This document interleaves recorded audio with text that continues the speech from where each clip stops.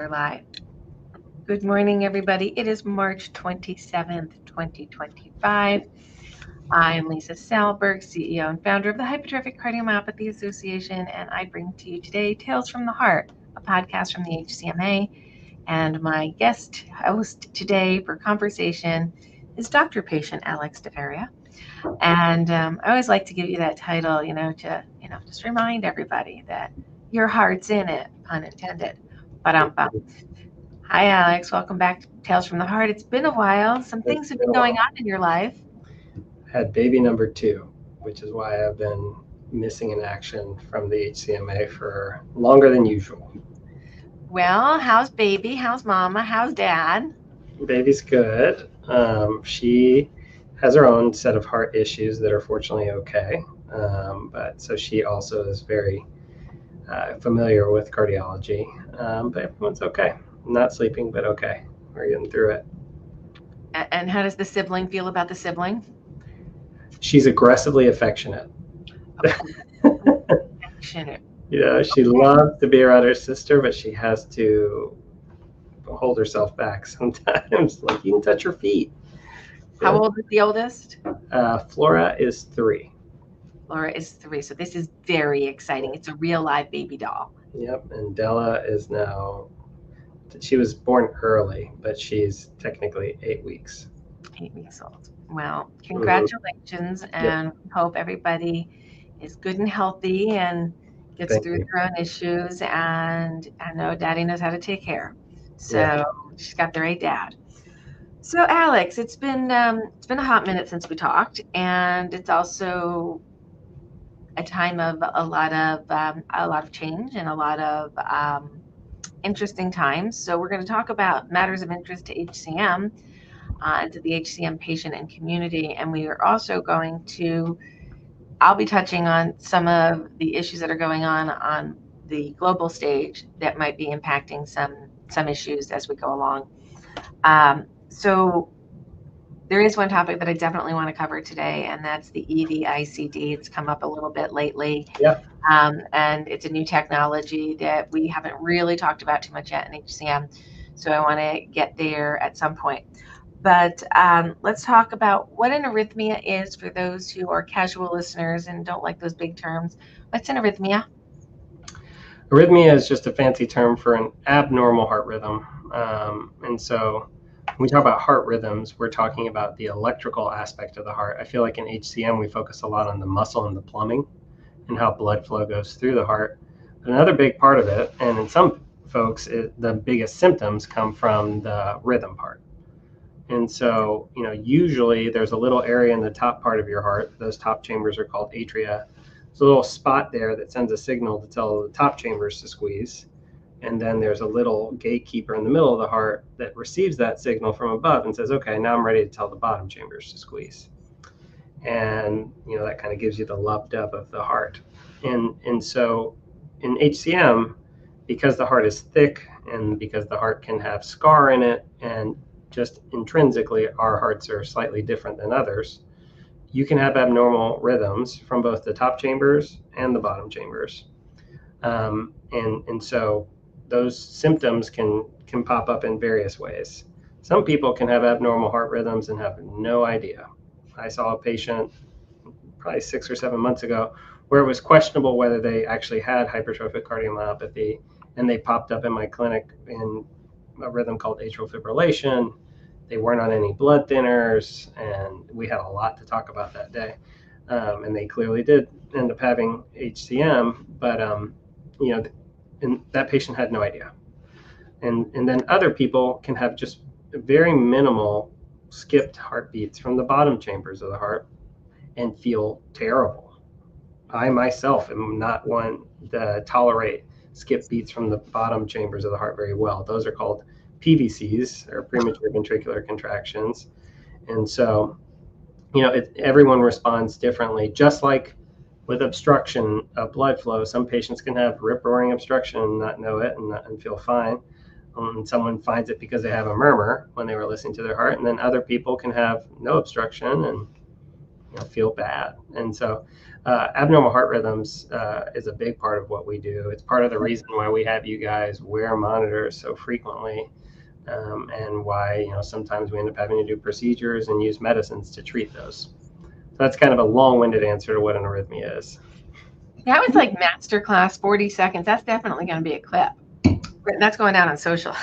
What are arrhythmias in 3 minutes? That was great. Okay. Yeah. So in HCM, we have a variety of arrhythmias. They can cause a variety of symptoms, and they have a variety of treatments. Mm-hmm. Atrial arrhythmias, while really unsettling to feel and typically come out of the blue when you're least expecting it and screws up your day, can be annoying or it can be debilitating. It can be either. So you briefly went over like some of the things that can happen, but why is it, and this is a two-parted question, so I'm going to give you a tricky one. Why is it atrial fibrillation requires attention and very careful management? Yep. And the roles of anticoagulation and the watchman, yeah, the management in HCM? Yeah.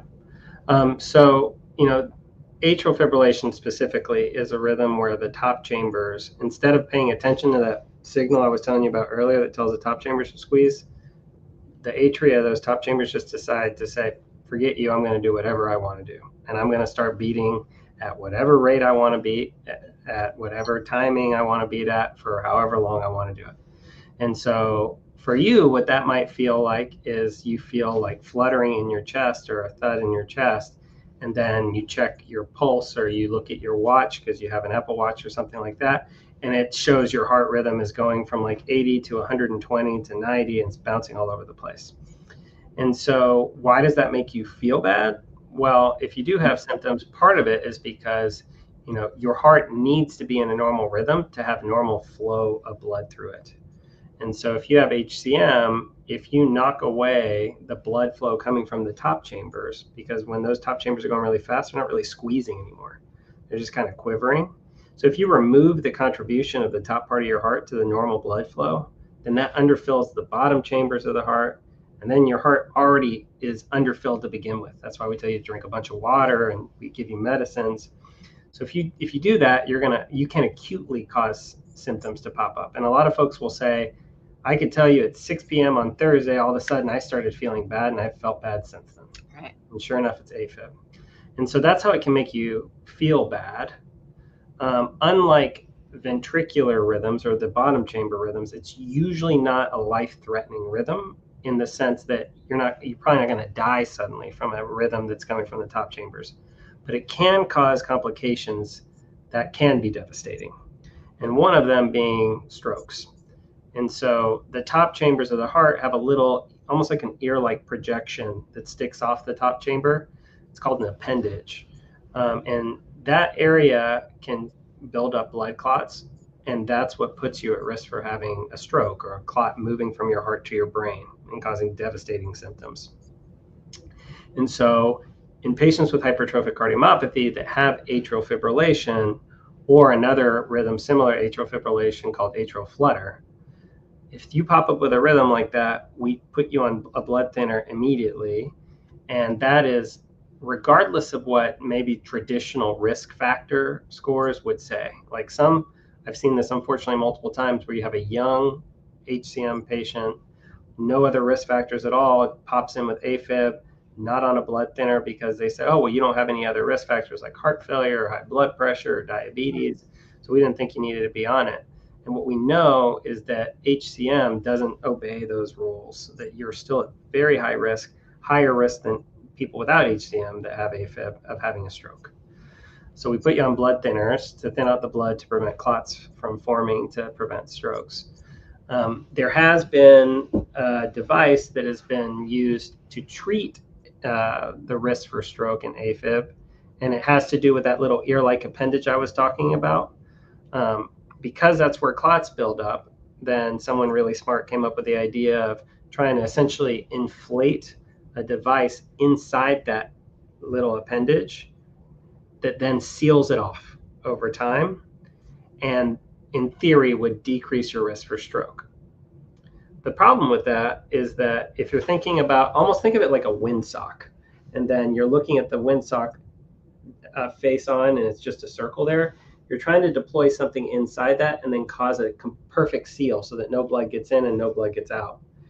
And a lot of times you don't get a perfect seal. And a lot of times clots can still travel through. And there's been some studies, a colleague of mine, Ethan Rowan, and other groups have looked at this to see, are Watchman devices effective, and will they completely get rid of your risk for stroke in HCM? And we haven't found good data to say that if you get a Watchman, that your stroke risk goes down to 0. And so I have not been recommending my patients to be on it. And I will say that the messaging around a Watchman can be incredibly enticing. It will say, tired of being on a blood thinner, when really the indications are you can't be on a blood thinner for X, Y, and Z reasons, risk for bleeding, things like that. But it sounds like a great thing. Like, why would I be on a blood thinner if I can just have this thing put in me and be done with this? What I will say is that we, as a consensus from other experts I've talked to, Yep. and some of the data, I haven't been recommending to put in those devices for my patients. And fortunately, with the newer blood thinners, a lot of patients do very well with them and have minimal complications. And I haven't had any patients myself that have had big complications from blood thinners. And so I've been using those and not implanting a Watchman device. I think you laid out the procedure and the options and the risks beautifully. Thank you. I do have a handful of HCMA clients who have gone to Watchman because they are bleeding risks, because they have blood clotting disorders. And they know that the risk of a blood clot is not 0, and they accept that risk. But I've had a lot of people also call and say, I want off blood thinners. I want one of those Watchmen. I'm like, we don't know enough in HCM yet to say that that's really a good idea. Please go slow and work with your Center of Excellence team to help you make the right choice for yourself. Yeah, I agree that their commercials are great. They make it look like a no-brainer. And as the daughter of somebody who struggled with atrial fibrillation for many years, my dad would have loved to have been off of his blood thinners because he was one of those bruisey kind of people. My dad had bruises all over him. He might have been on Coumadin. He was on Coumadin back then. Dad passed in 2008. So, like, he was a bruisey Coumadin guy and on amnio. Like, it was great. Like, my dad, yeah. Anyway, he would not have been a candidate. So, if he were here today, I don't know that I would recommend Dad go to Watchman over all of these with blood thinners. Are blood thinners great? No, nobody really wants to be on them, but they really do work and they really keep you safe. So please be careful. And do take your meds and do talk to your doctor about your options for managing your AFib. Okay, coming off the AFib and Watchman question, thank you for that. That was great. So there's new devices for sudden cardiac arrest. We've been over many, many times on this podcast and webinars, and it's on our website, and Ross can drop links to sudden cardiac arrest risk assessment tools. There's no real changes there. Do you want to make any comment on the existing tools? Our listeners kind of know the story, but quick review? Yeah, I mean, so sudden cardiac death, in my general conversation at your first visit, we're going to talk about how you were diagnosed and symptoms. We're going to talk about genetics and family screening, and we're going to talk about sudden cardiac death. Those are like the 3 big buckets. And, the way that we look at sudden cardiac death, there's some clear-cut risk factors that make us concerned. Family history of a first-degree relative with sudden cardiac death, that's a big one for me. And, this has come up for me in clinic recently. There is some gray zone even with that. Yeah. If it's a first-degree relative, what if it's a second-degree relative? What if it's a first-degree relative that died suddenly in a very suspicious way, but they were older? That's the one I specifically saw recently. And this is a good conversation because you almost definitely will get differing opinions on some of these risk factors depending on who you talk to. And that kind of goes into the art of medicine because the guidelines give recommendations, And sometimes those recommendations are based off great data. Sometimes they're based off expert opinion. And sometimes even the recommendations are written in such a way that they can be interpreted differently. But what I would say is black, there's white, and there's gray. Yeah. And so for me, a family history of sudden cardiac death in a first-degree relative, even if the relative is older, 60s, 70s, is very concerning for me. Especially if they haven't been able to prove that it was not related to HCM. But there's risk factors like that, risk factors like passing out, or we'll use the term syncope. That can be challenging because we're trying to figure out why you passed out. But definitely I've had patients that said, Alex, I was going for a jog and then I woke up and I busted out my teeth and I don't remember what happened. I'm like, that is very concerning for an abnormal heart rhythm. So things like passing out, there are other ones like abnormal heart rhythms, like NSVT is a term we use, or non-sustained ventricular tachycardia. Those are fast rhythms from the bottom chambers of the heart. That is something we look for. That's why we do the monitors. Or if you've ever had a cardiac arrest, a proven cardiac arrest yourself, that's like the biggest one. Like yeah, you win, get a device. But rarely are we seeing someone that is a no-brainer. A lot of times there is that gray zone, and then you can use risk calculators and things like that that don't include all the data that we have today, but you can use tools to try and quote what is your risk of having a sudden event in the next 5 years. That shouldn't be the reason you're deciding to get an ICD or not, but I do think it can be helpful in guiding a discussion. Because some people would tell me, if there's a 2% chance that I could die in the next 5 years, I don't think that's acceptable. And then someone else would say, I got a 98% chance of not dying. And so it's all about, I think to have a good conversation about sudden cardiac death, you have to lay out all the risk factors and talk about what you do and don't have. You can look at that kind of estimates of what the likelihood of you having an event is. And then it really comes down to talking about what you think is a reasonable risk tolerance for you and your family. Because the risk tolerance for you might not be the same as your risk tolerance that your spouse or your children might have for you. Yeah. Let's go back for a second, because I'm all about the origin story lately. Like, as we're watching things move in the government, it's like, okay, let's go back. Let's look at the Constitution. Let's look at the language in the law. And where did all this come from and how do we build? Do the same thing with medical literature. So where did risk factors numbers come from? And I've asked the people who were literally at the table when the number was derived, and it was just kind of I don't know, is 4%, like anything over 4% is probably going to get you nervous, because it's under 96%, so like looking at the two sides of it. So it was more of an arbitrary decision at 4 by just general human consensus. What are you comfortable with? Mm-hmm. Not that it's a wrong way of coming at a number. You got to start somewhere, but that's where it started. Yeah. So some people sitting around a table determined that a 4% risk was cool with them, and anything under that was not worthy of protection of a device. In certain countries, in their algorithms, like who gets a device and who doesn't, they don't get choice like we do right now in our healthcare here. So somebody made that decision that 4% was the line.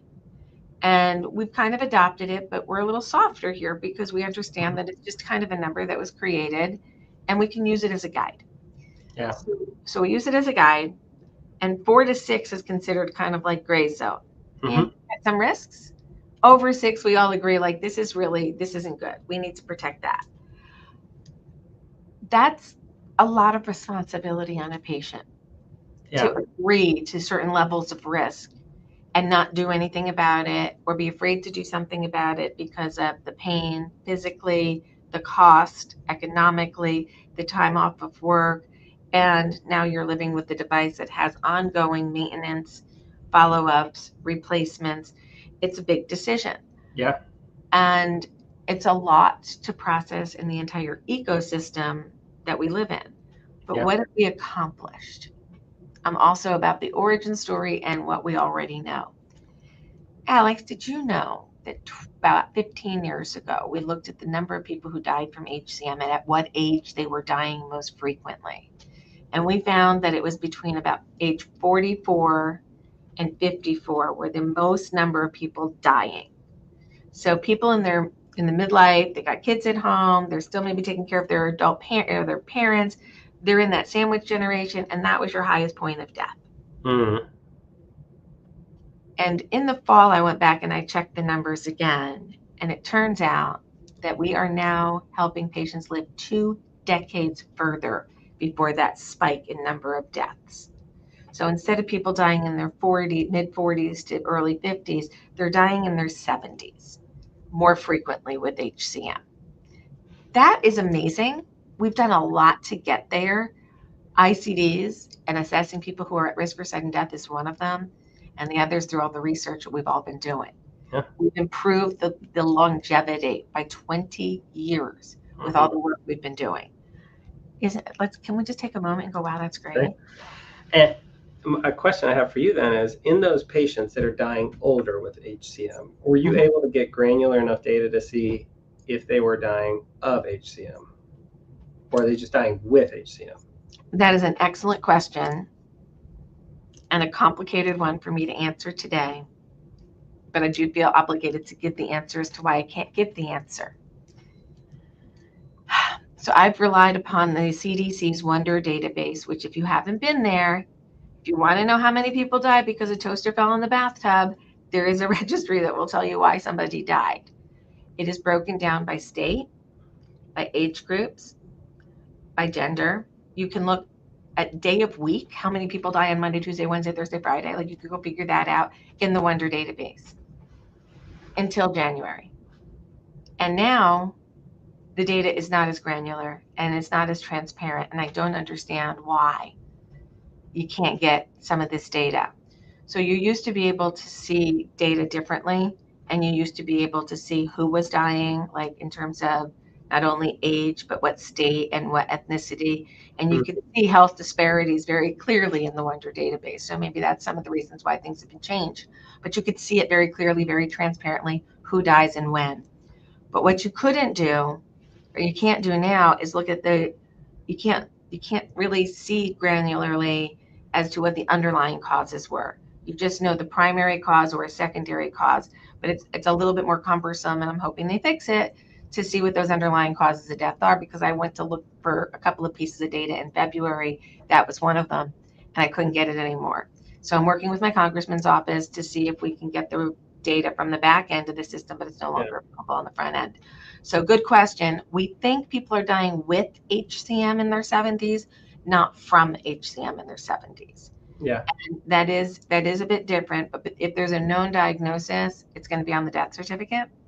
It may be an underlying cause of death. It may be a contributor, or it could have been the driver. Somebody could have developed heart failure and pneumonia and cascaded out that way in terms of heart failure.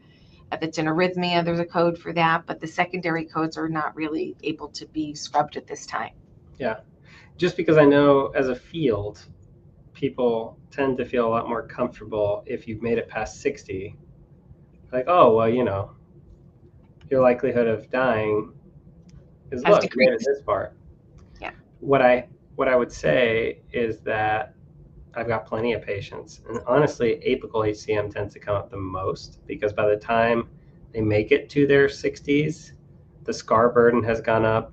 A lot of times they'll have an aneurysm, and then you do a monitor and they'll have some NSVT. And so they check off multiple boxes when you meet them, and they were only caught because they had an abnormal EKG.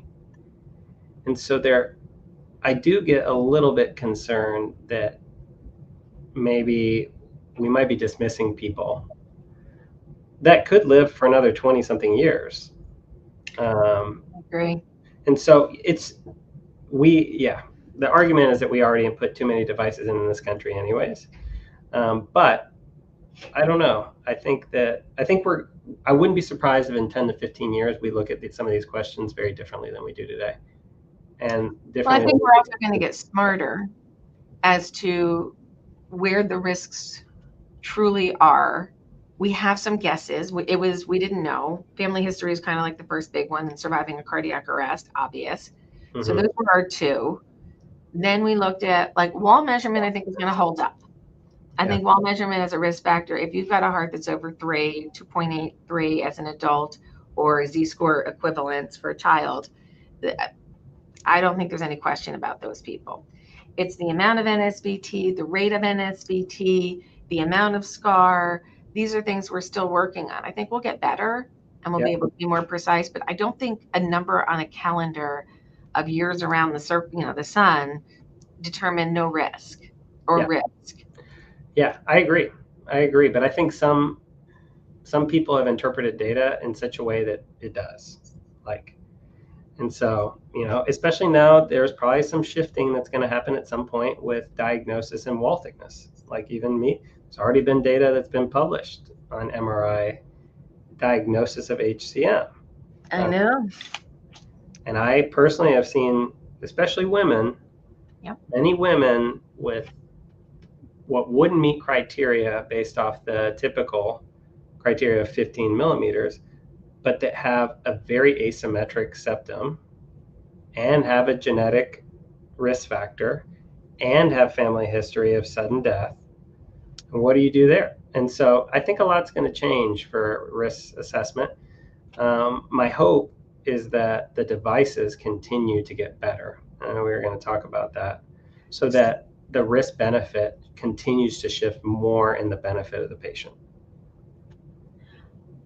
I agree. I want to talk about wall measurements for a minute. Because I think the work done by James Moon and team are, I think they're game changing a bit. And I don't use game changer lightly. We've been using the diagnostic criteria for those who are wondering what we're really talking about here.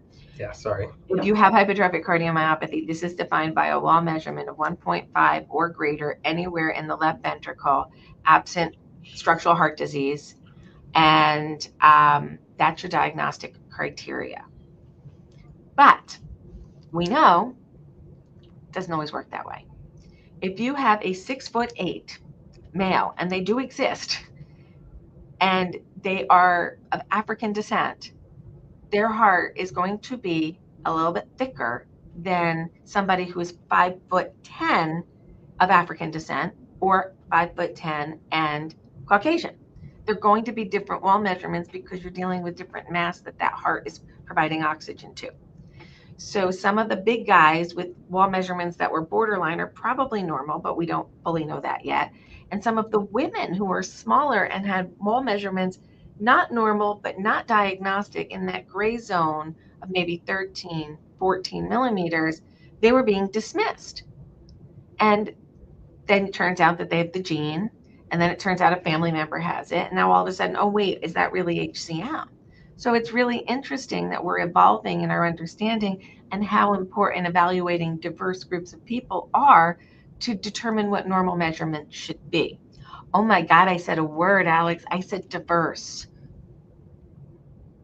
Sorry if that offends anybody. Ooh, getting salty today.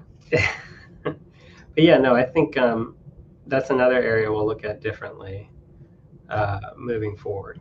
Is how we're, because that especially in women, the underdiagnosis, because they didn't meet a threshold, then meant they never got genetic testing, they never got family screening, they never got any of that. Then something terrible happens, and then it's like, and then you look back, and, maybe there was something there all along. And so that's a way that my practice has been changing in the last 3 or 4 years. I've been looking at it a little bit differently. Same with apical HCM. But we have frank discussions with patients about it. Someone else may tell you you don't have HCM, but my assessment is looking at your heart and your risk factors. I think you do, and we need to treat you like you do. And in the modern day, with all of the tools we have in the toolbox, what can a patient with HCM expect? Are they going to can they feel better? Do they have to feel the way that they're feeling? Do they need to be short of breath? Do they need to be struggling with symptoms, or can they do something about it? Yeah. So one of the things that to me is most upsetting is when I do see patients, and this has happened, I've had a couple patients in the last year that have been like, I was told that there was nothing that could be done. Like, this is it. more often, I'm sent patients that I'm told have no symptoms, and then you talk to them and they actually do. Yeah. And they just thought they were normal for them, or that for whatever reason they've been, they have been dismissed. But getting to your question, I think that with the exception of a small percentage of patients, almost everybody can have improvement in symptoms with HCM. There are some patients that by the time I've gotten to them, the disease has progressed. And my brother was an example of that. My brother passed away with this condition, and he was one of the very few that goes to end stage. That is not the majority of people. No. It's the exception. Yeah. And so most people, especially, and I think we'll get there for non-obstructive, but if you have HOCM or obstructive HCM, there is so much that can be done. There's never been a better time to have obstructive HCM than now. And so I want to talk about something there. And came up, I had a really interesting meeting last night, but that's another rabbit hole. And there's been a shift in HCM care and myosin inhibitors. Yay. Like, we love myosin inhibitors. They're so great for our community. They're doing so good. And I think we're getting a little casual, not necessarily at programs like Penn or our other centers of excellence, but there's community cardiologists like, hey, I treated HCM. I just gave it Camzyos and it's okay now. That's not the end of the game. HCM still exists with a myosin inhibitor on board, and we have to be watching for the other signs of disease progression or risk of sudden death. We have to keep our surveillance up as those obstructed patients become non-obstructed patients, and then dealing with the issues of the non-obstructed patient. Things get so much better. Obstruction symptoms suck. I've been there. I have it. You had it. You know what it feels like. It's awful.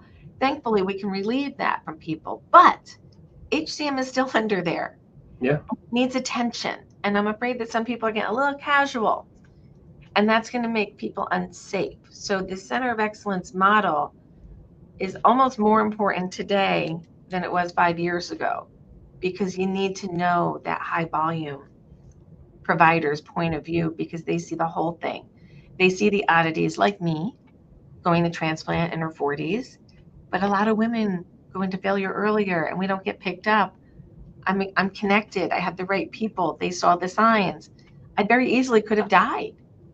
Even though I was in this game and I went off the cliff so fast, I could have died.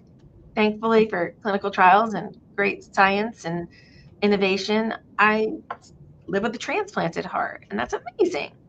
And I love technology, but it's really hard to get there. How do we bridge the gap to get people to that level of care and that depth of understanding?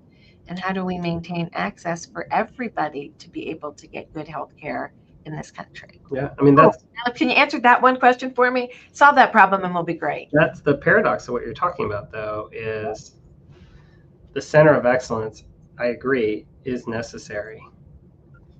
But, I am from a community, my hometown was 15,000 people when I was growing up, and we had a cardiologist an hour and a half away. There was no cardiologist where I grew up. Yep. And so we have to find a way to, and it's a lot of the stuff you're doing, education and trying to disseminate knowledge so that people that don't see this all the time are not blindsided when they're trying to take care of an HCM patient. They've never seen HCM or don't see it very frequently, to know when to refer, to know how to get people that can't get expert care locally, to know that there are resources that they can get to centers of excellence, like through the HCMA or various funding sources. So the hub and spoke model, where you can have like a big center to then have close relationships with referring physicians, I think is going to be the way we're going to get there, so that you can disseminate that care. Like since I started practicing, I have like a Rolodex of community cardiologists that will text me or call me and be like, hey, Alex, I've got this. I'm not sure what to do here.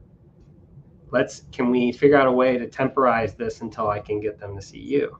I think that's how we're going to do it. It takes people. It takes people, and it takes centers of excellence that communicate that way. It takes time for us to do it. Like, we have to be able to get on the phone and talk to people and figure out how to best take care of patients. And it's getting more complicated with medicines like mavacamten. It really is. Okay, I'm going to pivot this to a bigger topic. Stephen Kelly says hi. Hey, buddy. All right. So you brought up some excellent points here. And my next concern, two-parted question with a big fork in the road. I think we should be looking for technology solutions. I think we should be open to them.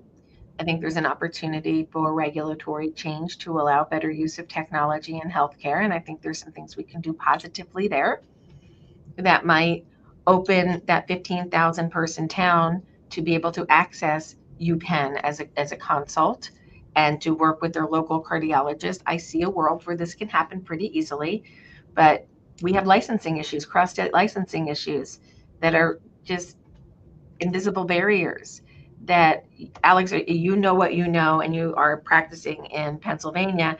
And if you're treating a patient in Georgia versus via telemedicine, there's some regulatory processes that, okay, who's responsible if something goes wrong? Yeah. We just need to be common sense about how we work with reciprocity of medical licensing across state lines. Yeah. So that's one issue. Secondly, you talked about, being able to jump on the phone with a doc and say, hey, what's going on? But you spent an hour of your time earlier this week fighting for access for one of your patients to get their myosin inhibitor, even after they had, or no, wait, your story was that they can't get it. Patient on myosin inhibitor. Yeah. That it was no longer going to work for them and they need surgery. And they can't come to us. Insurance won't cover transfer of care to us to get surgery.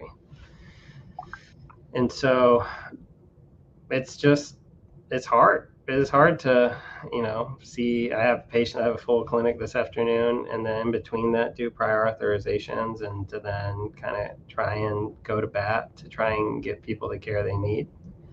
It's tough. There are boundaries, and you can't expect to put that all on the patient. Like, this is hard enough for me to try and navigate this system. I don't do insurance for a living, but I'm adjacent. It's still very hard. As am I. We're all kind of adjacent, whether it's the patient or ourselves, right? Yeah. All like, how are they going to create more obstacles? And I have definitely seen things get markedly worse since January 1. I don't know what dog whistle went off in insurance companies, but they are locking down. They are not becoming more consumer friendly. They're going in the opposite direction. In my experience, since January 1, we are going to Capitol Hill on April 9th to talk about a couple of issues. Generic drug quality is one, and the second is the pre-authorization and step therapy laws that exist right now aren't strong enough. We had a case where somebody who was on a myosin inhibitor for 2.5 years, doing fine, got it managed, has the quality of life that they were seeking, doctor's happy, patient's happy, patient gets a letter, we're not going to refill this, you should go on a calcium channel blocker. Dr. deFeria, do calcium channel blockers work at the same level as a myosin inhibitor? Not equivalent. No, they don't.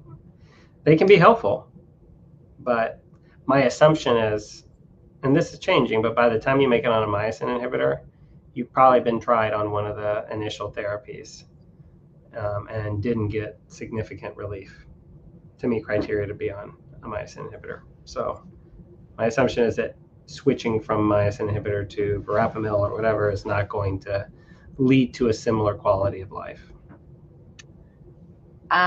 So we thought we got a 30. No idea what just happened to my phone. It just decided to go off. Joey, cut that one out. I know, so that was very weird. My phone just started singing to me. What was I going to say? See, you talk about policy issues and bones do weird things. Only kidding. Only kidding. Um, we need a voice. We need reason. We need protections to ensure that all of the money that we're putting into the insurance market as individual participants, we're getting services for our dollar, and they're fulfilling the contract that they said that they would fulfill, and they stop putting the burden on physicians and patients to jump through these hoops over and over and over again just to delay their payment of a claim. There's a lot of gameplay going on right now, and we need strong oversight to ensure that they don't continue as bad actors. I'm not so sure that I see anything coming in the public policy space that's going to make a change here for the better for consumers, but we're going to keep trying. We're going to keep talking about rational expectations, and generic drug quality is something that impacts us all. Step therapy and pre-authorizations are wasteful. They are inefficient. They are sucking our healthcare system dry by administrative burden and cost, and we got to stop it. So we have to have common sense conversations with people to say, this isn't working. We can do better. Let's talk about it. Yeah. And patients are being very thoughtful about their approach to, now that they have more options than they used to. Yeah. If I don't know that I will be able to secure the level of insurance I have now for 15 years, does it make sense for me to stay on or even go the route of being on an expensive medicine, or should I just have a surgery, or what are my other options? Patients are being very thoughtful about it. We hope so. We have a question that's Kevin, get a little provocative here, Kev. On the subject of barriers, are any of the HHS funding costs affecting COEs, particularly Penn? Alex, you're reading his Camzyos echoes in clinic. Go. What I can say, I haven't felt any effect personally. What I would say is that the institution is currently trying to navigate what the changes in federal funding will do for our research. We were already kind of thinking about alternative ways, being creative about how we fund the research we do.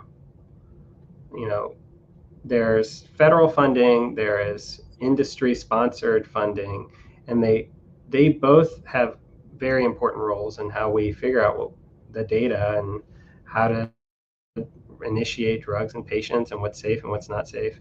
And I think that we're having to become a little bit more nimble as to where we get the funding from, because it's obviously not guaranteed.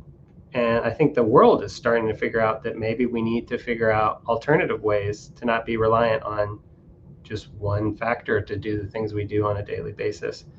And so fortunately, Dr. Owens, who started this clinic, is one of the most experienced in alternative funding sources to pursue clinical research. And she's also one of the smartest people I know. And so I think that at least here, I'm confident that we'll be able to move forward and still be able to conduct clinical studies on patients and basic science research. It just might look a little bit different as to how we get that funding. But I'm a glass half full kind of person, so I'm hopeful that we'll keep moving. I'm glad you're glass half full, and I can say HCMA does not get any federal funding. So we had a small part of an NIH grant a number of years ago. I think it was part of I know it was part of the Live HCM study, and I think we got $17,000 a year over 2 or 3 years to help with recruitment and advertising over the Live HCM study, and we ended up recruiting 2,000 patients. Not a bad investment for $17,000 a year. So we helped with that, and we were in that program. But that's it. Everything else that HCMA gets is industry, community, foundation, donation, funding. So I don't have a horse in that particular race from HCMA's perspective, but our centers, many of them do. And I have seen cuts in centers, mostly research projects that were just getting off the ground have just been blunted. They've not been canceled completely. It's just been paused for now to figure out what is happening. It does seem like because the contracts were already signed that there is a requirement. You can't go breach a contract. Like this is a breach of contract. If you signed a deal, both parties got to kind of come to the table on the deal because that's what a contract is for, and they are legally binding. At least they were. And that's where I think you're going to see, some of the funding will eventually come through. I think some of the language police are just a little bit overbearing right now. We accept that biologically humans are different based on gender, ethnicity, and national origin or ancestry. Like we're different. And we have to talk about those differences so that we can develop medications and therapies that are good for all and understand how it works in different people. Like this is not controversial. Like we're not all the same thing. We don't have the same blood type. We don't have the same DNA. Um, and we need to talk freely about that. And my heart breaks for researchers who are having to wordsmith to accomplish a task when it's an important task because we're all in this together and we have to find good ways out. So it's scary right now, or Kevin, who asked the question, like, what's the funding do? Um, I'm glad that UPenn is creative and looking for alternative funding sources, but there's another thing that we all have to be aware of, and that is there's controversy over industry funding. Well, industry is creating the medications that they will then sell and they will recoup their money, and it's okay. We want them to sell the drugs because we need them. But you're hearing some really mixed messaging out of new leadership that, for those of you who do not know, I'm going to go down a rabbit hole right now. Sorry, Alex. When a new drug is coming to market, the sponsor of that drug pays a fee called a user fee to the FDA to process their application. It's kind of like what the HCMA does when we're looking at a new center. They pay the cost to cover it. My costs are way smaller than a drug company to develop something, but we're not making money off of it. We're not losing money off of it. We're staying neutral and we do what we need to do. And that's what a user fee does. It pays the cost to get through the regulatory process to pay all the people that work in that system. Well, some people think, well, that's not a good system because then the FDA then works for that industry, but they don't. It's a funding mechanism and a reporting structure. They're not commingled. You're not getting envelopes of cash in back alleys saying, get me my drug. You're having a transaction on a contract for a drug evaluation with the corporate office, and then the people on the ground are doing the work. That's just the way this thing works. And they want to take away that funding. So who's going to fund drug development if it's not for the sponsor? Is our government going to sponsor it? And then who makes the money off of the sale of that? We wouldn't have a system because who's going to develop and distribute that new medication? That's what the companies do. Are there improvements to be made in pharma and how they do their thing and PBM reform and all that? Absolutely. But our foundation is a little questionable right now. How are we going to fund it? I am only here because of the value of clinical trials. A lot of people are only able to function as normal functioning adults because of medications. We need to make sure that that path stays open. Soapbox is put away now, Alex. Go back. Yeah, I'm still, like I said, I'm still hopeful. We'll find a way. I have no choice but to be hopeful. I have no choice but to be optimistic about opportunities for positive change. But if they start to disintegrate, then we're going to have different conversations. Let's try to find solutions. Let's not try to fight with each other. Lives are on the line. People's lives are on the line. We owe it to ourselves to be the best we can be and make sure we're ending suffering. That's what we've invested all this time in. We did the Human Genome Project so we could understand what makes us tick. Let's really experience what good health can be. I think it's possible, but we need really smart scientists who understand the basics to develop the new. And this is concerning to me right now. Yeah.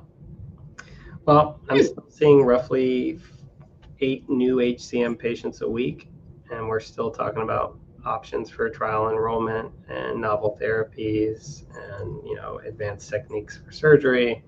And so I think, I'm going to keep doing this as long as I feel like I can offer the best I can for the folks I take care of. So.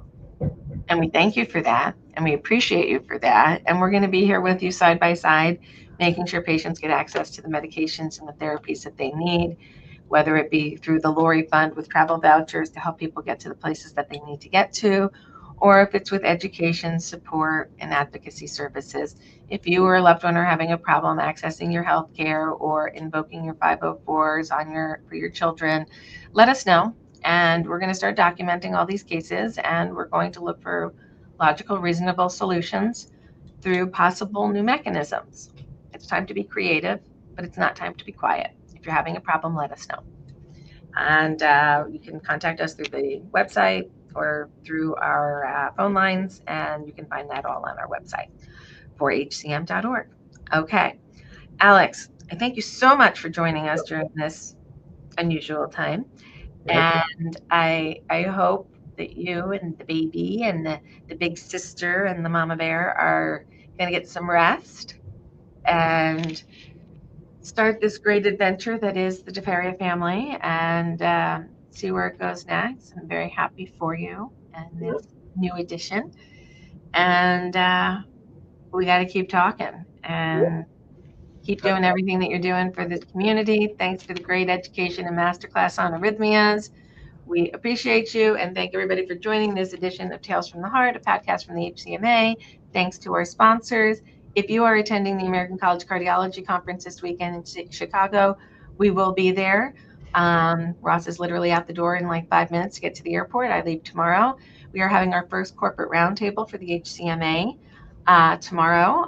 We're meeting with all of our industry colleagues and a couple of patients from the area and a doc from the area to talk about how this ecosystem works, thrives, and can get better. So we thank our corporate sponsors for attending and their interest in our success and our interest in theirs. So we are an ecosystem, people. Let's do this. Let's keep talking. Oh, Alex, completely forgot. I have good news to announce. There's so much other stuff going on, I forget my good news. What? Earlier this week, in Virginia, the governor signed into law the Children's Cardiac Safety Act. Woo! This is a little celebration thing. So Virginia now becomes the second state in the nation to include well child examinations, family heart health history screenings for all children ages 1 to 19, and the improvement of their pre-participation student athlete physical forms and processes. And we are super, super excited to have the second state in the nation have a state-based law improving the lives of those with family heart health histories and assisting them in getting to care. Congratulations. Thank you. And shout out to Julie Russo on our team, who is our legislative lead, who has been guiding this process, and our legislative committee, the historic members, the current members. Thank you all. You helped bring this to be reality, and now we have a couple more states to do. So if you're interested in improving the healthcare of the children in your state and you want some help, reach out to us and we will start the process with your state if you want to be a champion. So I had to leave on a happy note. Awesome. All right. Thank you all for joining. Have a great day.